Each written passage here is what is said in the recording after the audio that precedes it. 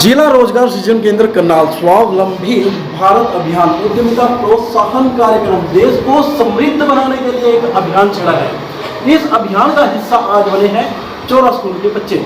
इन्होंने आज जाना है यहाँ पर कि किस तरह से हम अपने पैरों पर खड़े हो सकते हैं। प्लस टू करने के बाद हम क्या करेंगे, कैसे करेंगे, इसके बारे में आज पूरा मार्गदर्शन दिया गया है। हमारे साथ बच्चे हैं, इनसे भी जानेंगे आप क्या कुछ सीखा कि हम पढ़ाई के साथ साथ कमाई भी कर सकते हैं और भी बहुत सी चीज़ें कर सकते हैं।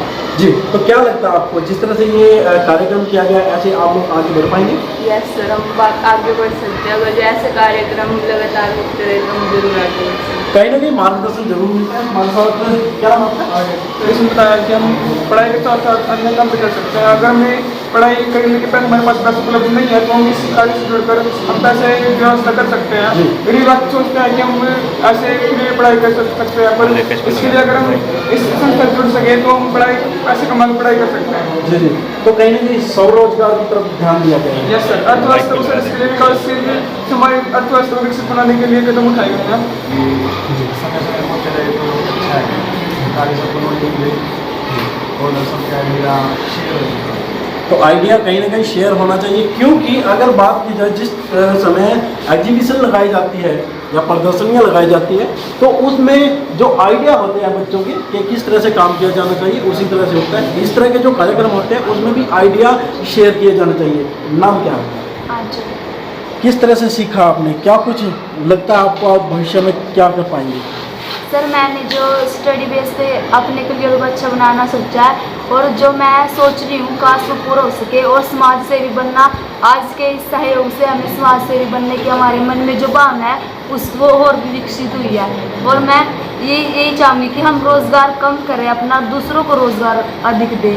इससे हमारे देश की अर्थव्यवस्था में भी सुधार होगा और हमें भी अपना काम मिल जाएगा। देखिए कहीं ना कहीं जो सरकारी नौकरियां है वो लिमिटेड है और हर एक व्यक्ति को सरकारी नौकरी नहीं मिल सकती। ऐसे में प्रधानमंत्री नरेंद्र मोदी ने भी आह्वान किया था कि एक एग्जाम्पल दिया था उन्होंने कि पकोड़े बनाइए या समोसे बनाइए या फिर अपना मोटरसाइकिल का काम सीखिए। इस तरह से जो हुनर का काम है वो सीखिए और आगे क्या कुछ रहता है बच्चों से जानते हैं। क्या नाम आपका? तो क्या लगता है आपको जिस तरह से बताया जा रहा है हम खुद के पैरों पर खड़े हों तो अपना रोजगार शुरू करें? जैसे हम अपने पैरों पर खड़े होकर रोजगार शुरू करें और सबों को अपने लिए मतलब रोजगार दें। यस सर, जो हम सर ने बात बताई उससे हमें मोटिवेशन मिलता है कि हमें अपना खुद का काम करना चाहिए स्टडी के साथ साथ। इससे जो भी हम करना चाहेंगे हमारे माता पिता को हमारी पढ़ाई का कोई बर्डन नहीं होगा। इससे हम खुद ही अपनी पढ़ाई के खर्च उठा सकते हैं। तो आपके मन में ऐसा क्या रोजगार आएगा कि आप खुद भी काम कर सकें और दो आदमियों को और रोजगार दे सकें? जोड़ रखा है जी मैंने काम बेटा मैं जी वाटर प्लांट है जी अपना। आपका खुद है? यस सर, भाई का बड़े भाई को। तो वहीं पर काम करेंगे आप? Yes sir. तो आप भी उसी फील्ड में जाएंगे? Yes sir. तो वाटर प्लांट में क्या कुछ रहता है? जैसे जी हम पानी प्योरीफाई करते हैं तो 15 रुपये का कैंपर होता है तो उसमें 5 रुपये बच जाते हैं। कैंपर में दिन में 300 कैंपर बन जाते हैं, 3000 रुपये बच जाते हैं। तो ऐसे ऐसे बिजनेस स्टार्ट किया है अभी और भी जो ज़्यादा करेंगे तो और भी इनकम होगी। इस वजह से ज़्यादा से ज़्यादा अपना जो बनाएंगे और उसमें 3-4 कर्मचारी के हैं जिनको रोजगार मिला हुआ है। बिल्कुल, जो एक एग्जाम्पल है इस छात्र ने दिया है। ऐसे में कहीं ना कहीं एक मोटिवेशन बच्चों को जरूर मिलती है और हमने आपको बताया किस तरह से रोजगार की तरफ बनना है, आत्मनिर्भर बनना है।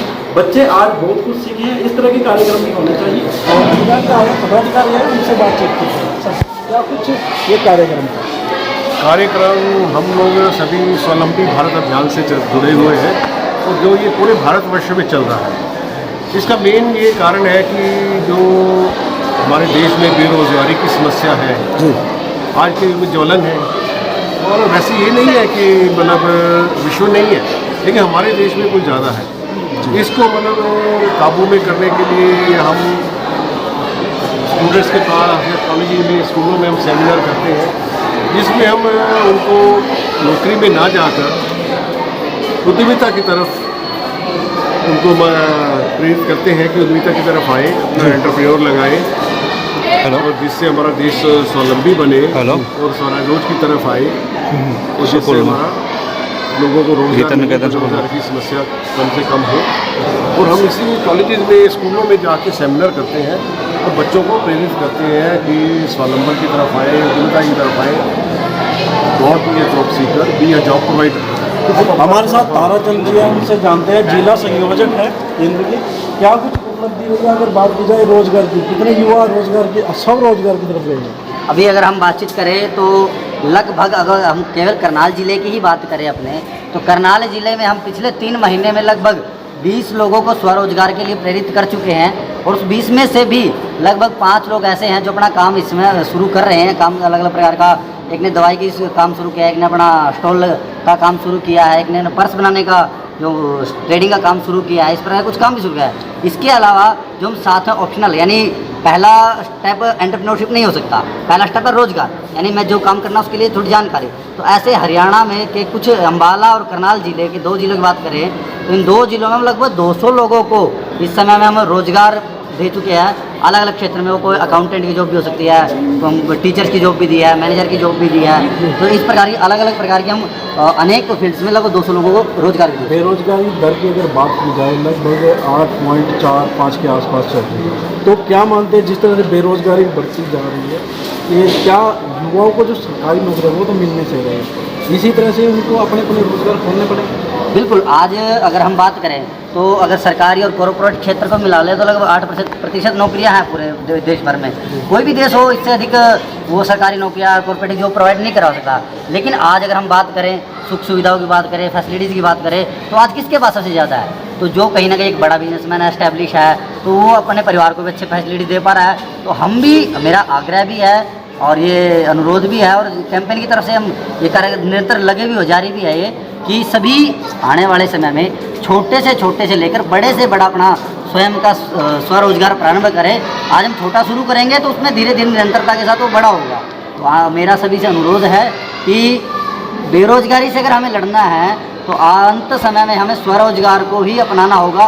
बेरोजगारी के विरुद्ध स्वरोजगारिता ही सबसे बड़ा हथियार है आज के समय में। जी सर।